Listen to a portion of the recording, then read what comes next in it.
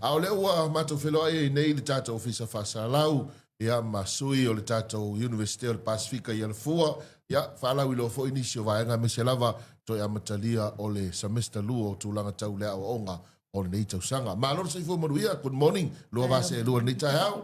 Kai manuia, mai mo whafonga ma sa tai au tau wha manu malu ma tai au. Ia sa au sau le kau wha kimu kimu kai au.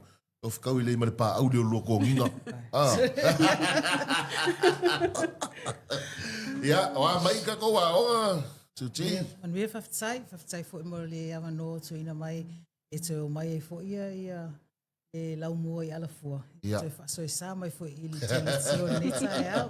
I malo whaftai. Ia, totu ia ni awa no e sau no i lua fionga le tūlanga i peo na iei i whanga solonga le Ristala o nei whanau ia me se foi po kalame lo whanga solo tatua o nei vai kuata whanga solo. Ia, whaftai atu mele awa no te masalo a matatu i ona whai watu le usa ia ruta. Ia o nei le aso mulmuli o na e leo le a ongo le vaituano lua i le veaso fau i le sunga fua. Okay. Ai pe ona tatu tala noa i tatu pokalame neva yaso. O le restala lo utu ina atu le periota se iau lia le veaso wharai le vai aso fau. Okay. E moi la tau foi na le ftua te ia ne an nei po tae au po la sa te ia ne ai. Mai woi ka fio lai. Wangalo o restala. Ela ele ava nona tu ina tu ai pe ia ona fai atu la matanga la tatu pokalame neva yaso. O le manai a matalia o vai tuanga lona lua. O lo a mata fo ia le aso mua mua. Ia wa a mata nei le aso lona lua po la tolu po le fa po le lima foi. Ia wai watu wa e le fi a wai fo. Ia wa fa leva fa kifa ko ala. Ke le alo pihai na. Ke le alo pihai. A o mai a fo ia tato pokalami fa masani orientation mo savai ma upolu. La foi la sa ia uma ia alum fa nau fo. Ia fa pena fo mai la tolo fa wa. Wai so se le ani se o fa wa. Pokalame o fia wai suti. Famasani. Fio foi faca. Ia ale o telefone se o alum fanau. O fanau fa wau. Ai telefone ale fa wau fa ngefu ia. Ia la o mana ia na ia vanoa ia la o toe fa masani. Mas fa masani foi inisi o vaenga sa manatu mama ia i amatanga tau sanga vai suanga mo mua le lau toi o mai vai suanga lona lova pele ai la wa le ia wa le ai le la tuatia ruta tata no atu vaenga mo mia ia mo restalanga e malo faftai esa le vaenga le sound mai e gi nei tai au il va e inisi nga vevesi atu ananafi mai oi ke le loanga o le ai rasa fo le o nga le skala pa e awol popole le pe no fai lo atu lo mo le vanoa mo ne ia mal rasa fo e fa e abatu i lau tal sanga po lau application fo ile e fai le online i le website tele USP o me mana o mia pe pa atu mo online ia lau form o lo pe pa fa now ia mo isi fo ile wa fai ai nga mana o mia fo pe fai poipo Una ini se watu pe whanau, watu mal pe whai poipo. Ai ele o tutu sa umai ngoala iai e watu pe whanau, ai lai mga o whao ngale le ngoa whai poipo. Ia mana umia whai pe whai poipo. Ia o whai tu spasi o results umo suenga. Ia ma mo la tau whai e whai ngaruenga, mana umia whai le lau updated CV. Ia ma tu si whamaunia mai ngaruenga lo e whai ngaruenga ai. E supporta e lau application. Wa o USP o le nano tainga ia whaawawina ia aonga along whanau se tato atinu. Maro whaftai. Ia, la tūlanga hoi lele rutau to soani hoi lele tūlanga tau piri aonga. Tau whamalmalamana i vaenga na morisi le fia fo tato tunu. E sa lei mo e le vaenga le bursary scheme ali USP. Mo nei whanau la ia wa umale semester tasi mua i USP e il fa mama avinga le bursary e talusanga i fo ia inga papito o lea vaenga e 5% la te tongi i USP e 5% e te tongi e matua nisi foi vaenga lo so ani mai foi le fono fa vai e nei fa nau foi mole tongi mole so ani foi matua tongi o pilia onga ia le o lo fanga solo fa le 5% off lo to e sea mai i pili o imta upu ipu kalame ia fatikeri O le post-grad ma nga e tulunga le masters. O longo wingo le ki al mea le ole anga ia ku whakakalkalangoa. Sa ole le. Ko e mawaina nei opportunity le ava noa pe a whapea wa e le stala. Sa ole le. Malo wa teisi si mani tfia whau popo le vaenga le su tiva mole mole. Ia tulanga lea o lea whea o isi taimi a wha malau atu me mo mia mo le restalanga. Ia sau feit samai a. Ia matua. E whatula whono ina fo i matau ngaluenga a. E le mawhai ona e whae ui le ingor tamalua. Pea whai ele ia loa ia a. Sa ole le. Nai tulanga na le whai te tenga na a.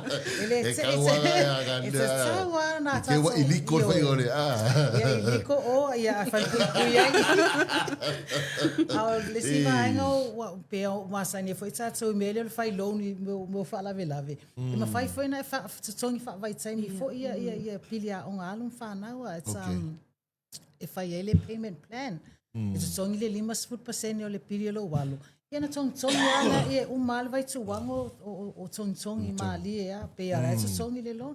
A ma fai na tongi le loan duas full wa fai lo fa pai ponga. E fa pena foi na tongi le loan dua fe fai lo. Denga fai la lo so fa makati. Ia na me uma e sulanga na i meu o lo ia a pau al meu sua te fata no. Ta u ale restala. Su atu e fata no e ile stasio matou a inga na mala o mena fi memory ka Samoa. Mata men matou fata no na fi ma ruta ma su fo tamaitai ia o mai tonga.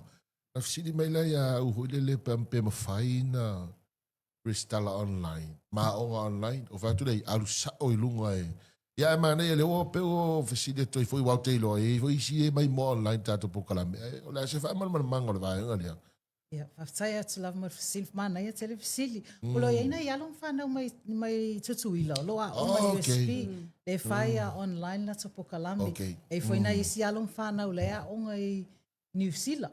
New Zealand le a onga mai ai o le ili sita mai tai le a onga nei le e whainga luenga i Wellington ne. Ia la titi umalan whaalo ia. Whai a mai ai lunga i. She's a USP Samoa campus student. Ia ono fofanga lato a inga wala i ono malanga atu i New Zealand whainga luenga. Ia masau sosoani mai na i ono maatua. Ia e mawhai. Se mea, ele a se mea ele mwhai ona whai la ono matala. Ia, mai la tino ia la whai ma o ele a. Ia e mwhai ga ea onga online mai a mātou. Ai wa lana uvesili. Ia na uftou taile vatu alu sao ai le vaenga ni telestala le lato website mai fesili ai Italia tu lau fesili ale o mana ia le fa ma fala wa tele e sutil ni tar va fora le tu ia msara pesi si vaenga ta u lo tutor tato fata noanga me so le to amatali o le semester no le tau sanga. Ia o pau alava le tā o whalawiloa ia. Ina ia whailo atu fo i along whanau ia mai se wha o mātua. Ia mai se wha vaenga le i le ua 11 na whainga luenga ele o iain whailonga whaina e wan mele o i o mai ia le au la iti o lunga. A tau mia tato ono leos first paper. However, no, USP is all about removing barriers from learning. Just come and talk to us. There's if le mawhai ona e ausia ia tongi e te alu le pokalame le te mana oai. Mawhai na whaatala noa e wa ai se si pokalame e ui atuai. E lea ia ese umata wala fua. Pau ale o le nganga lava o le USP ina ia whaawawina le o la o wina.